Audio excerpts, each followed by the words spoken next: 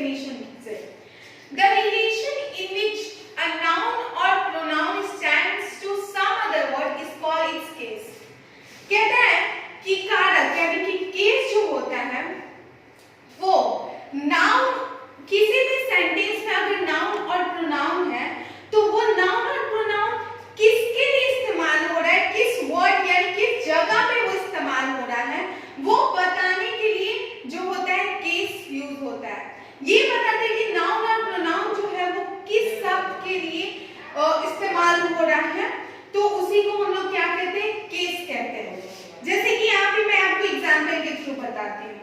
पहला थी आपका कि नमन ईट्स एन एप्पल। नमन क्या कर रहा है, एप्पल खा रहा है, ठीक है।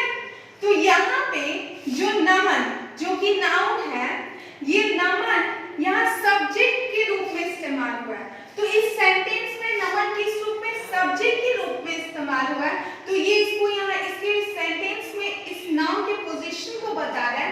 तो ये क्या है, एक तरह का केस है। फिर मदर लव्स चाइल्ड, मम्मा जो है बच्चे को प्यार करती है, तो यहाँ चाइल्ड जो है वो ऑब्जेक्ट के रूप में इस्तेमाल हुआ है।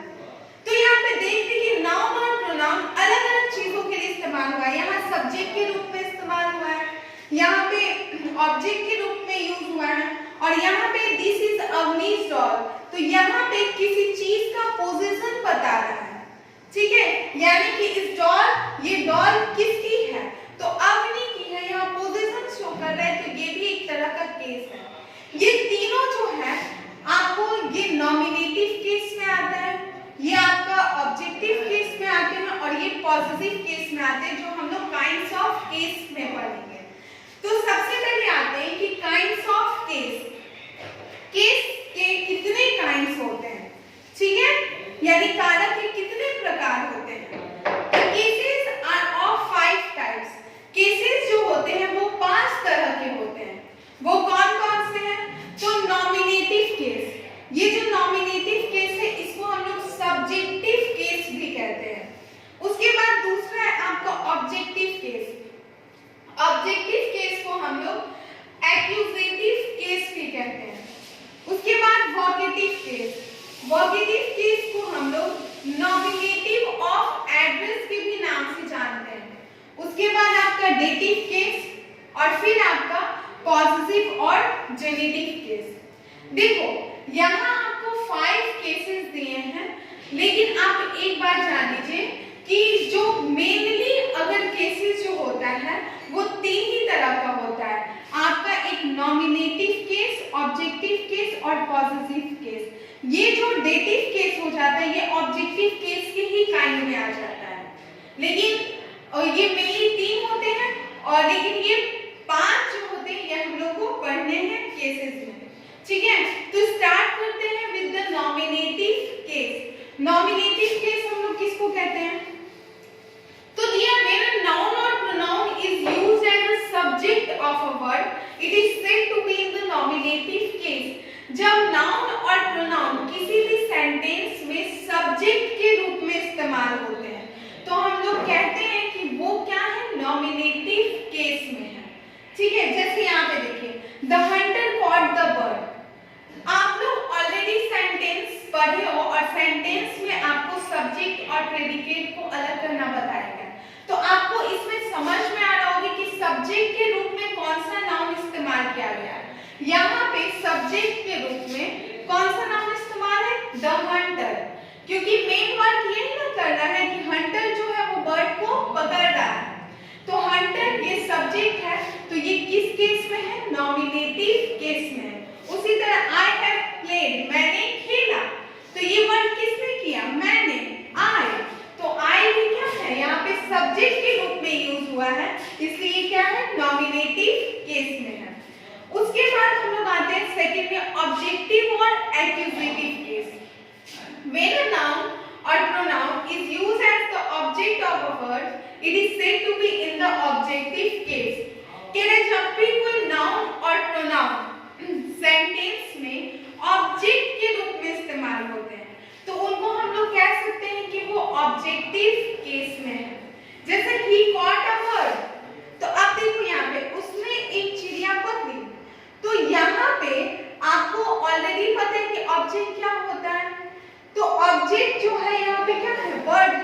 तो बट किसमें हो गया, ऑब्जेक्टिव केस या फिर एक्यूजेटिव केस में। सोहन राइट्स अ लेटर, इसमें ऑब्जेक्ट क्या है, लेटर है, तो लेटर कौन से केस में हो गया, ऑब्जेक्टिव केस में। लेकिन कभी कभी मान लो एक सेंटेंस में दो ऑब्जेक्ट आते हैं, जैसे राम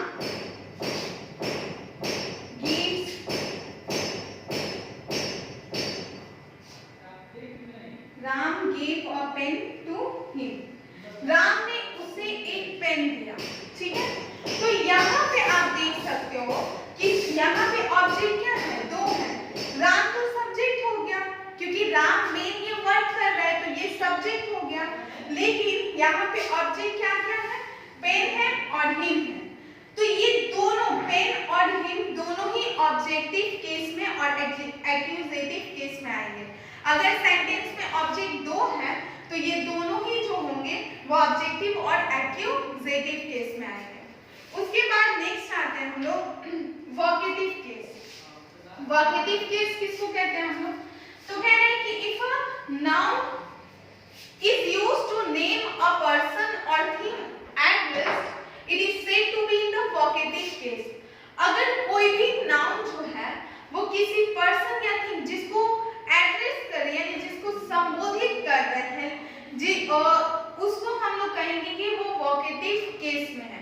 जैसे यहाँ पे बोला जा रहा है कम हियर टॉम, किसको यहाँ पे कह रहे हैं यहाँ टॉम, किसको बुलाया जा रहा है, टॉम को बुलाया जा रहा है। तो टॉम यहाँ किसमें है, वोकेटिव केस में है, क्योंकि किसको एड्रेस किया जा रहा है, किसको संबोधित कर रहे हैं, टॉम को कर रहे हैं। यहाँ टॉम को बुलाया जा रहा है, इसलिए टॉम क्या है, वोकेटिव केस में। उसी तरह बॉयज लिसन टू मी, लड़कों मुझे सुनो, तो यहाँ पे किसको संबोधित किया जा रहा है, किसको एड्रेस कर रहे हैं, बॉयज को, तो बॉयज क्या है, ये वोकेटिव केस में है, ठीक है। इसके बाद आपका आता है डेटिव केस। डेटिव केस से पहले, जानने से पहले इतना समझिए कि हम लोग इससे पहले सेंटेंस पढ़े और सेंटेंस में हम लोगों ने ऑब्जेक्ट के बारे में पढ़ा था और पढ़ा था कि ऑब्जेक्ट जो होता है वो दो तरीके का होता है, एक डायरेक्ट ऑब्जेक्ट होता है और एक इनडायरेक्ट ऑब्जेक्ट होता है। जैसे कि इससे पहले ऑलरेडी मैंने आपको एग्जांपल दिया था, Ram gave him a pen, या फिर आप इसी सेंटेंस को लिख सकते हो, Ram gave a pen to him. देखो अगर इस सेंटेंस को हम लोग सिर्फ लिखते कि Ram gave a pen, Ram ने एक पेन दिया, तो यहाँ पे पेन क्या है, डायरेक्ट ये ऑब्जेक्ट हो जाता है। लेकिन किसको दिया, उसे दिया, हिम, ठीक है, तो हिम क्या है, इनडायरेक्ट ऑब्जेक्ट। कह रहा है कि मान लो अगर ऑब्जेक्ट दो है और उसमें अगर किसी थिंग को का नाम आ रहा है तो वो थिंग का नाम जो हो जाता है नेम ऑफ अ थिंग, ठीक है, वो थिंग का नेम आपका डायरेक्ट ऑब्जेक्ट में हो जाता है। लेकिन जो पर्सन का नेम होता है वो पर्सन का नेम आपका इनडायरेक्ट ऑब्जेक्ट में हो जाता है, ठीक है। तो ये बात याद रखिएगा।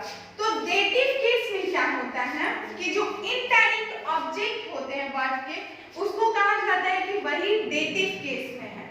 देखो ऑब्जेक्टिव और एक्यूजेटिव जो केस था, ऑब्जेक्टिव केस, इसमें आपका दोनों डायरेक्ट और इनडायरेक्ट ऑब्जेक्ट दोनों ही आ जाते थे उस केस में। लेकिन डेटिव केस में सिर्फ इनडायरेक्ट ऑब्जेक्ट आ जाता है। जो इनडायरेक्ट ऑब्जेक्ट होता है किसी भी सेंटेंस में, वो आपका डेटिव केस में आता है। जैसे कि आपका दिया है कि she gave the beggar some money, तो यहाँ पे देखो beggar और money दोनों ही क्या है, दोनों ही आपके ऑब्जेक्ट है। लेकिन उसने beggar को क्या दिए, उसने पैसे दिए, किसको दिए, beggar को दिए, तो इनडायरेक्ट ऑब्जेक्ट कौन सा है, beggar है, तो beggar क्या है, डेटिव केस में है। उसी तरह the teacher asked Sonal a question, teacher ने क्वेश्चन पूछा, किससे पूछा, सोनल से पूछा, तो सोनल इनडायरेक्ट ऑब्जेक्ट है, दैट्स व्हाई ये सोनल क्या होगा, डेटिव केस में हो जाएगा, ओके। इसके बाद हम लोग लास्ट पढ़ेंगे पॉजिटिव और जेनेटिव केस। पॉजिटिव केस किसको कहते हैं और जेनेटिव केस किसको कहते हैं। तो पॉजिटिव केस का ही नाम जो होता है दूसरा जेनेटिव केस होता है। और क्या है कि when a noun possesses or on something when a noun, तो ये पॉजिटिव और जेनेटिव केस में था कि when a noun shows position और ownership of something then it is said to be positive case और जेनेटिव केस।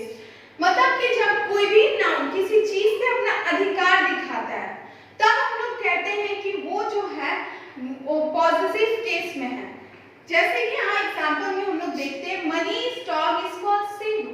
तो यहाँ पे देखो डॉग और इस डॉग पे पोजीशन यानी कि डॉग किसका है तो मनी का है, तो मनीष, तो यहाँ मनी क्या है नाउन, ये पोजीशन दिखा रहा है इस डॉग पे, दैट्स व्हाई ये किस केस में पॉजिटिव केस में। उसी तरह अजय's बाइसाइकिल इज न्यू, किसका बाइसाइकिल है अजय का बाइसाइकिल है। तो इस थिंग के लिए यहाँ पे ये अजय जो है ये पोजीशन शो कर रही है, ये बता रहा है कि वो चीज अजय की है, दैट्स व्हाई अजय जो है वो क्या है पॉजिटिव केस में है।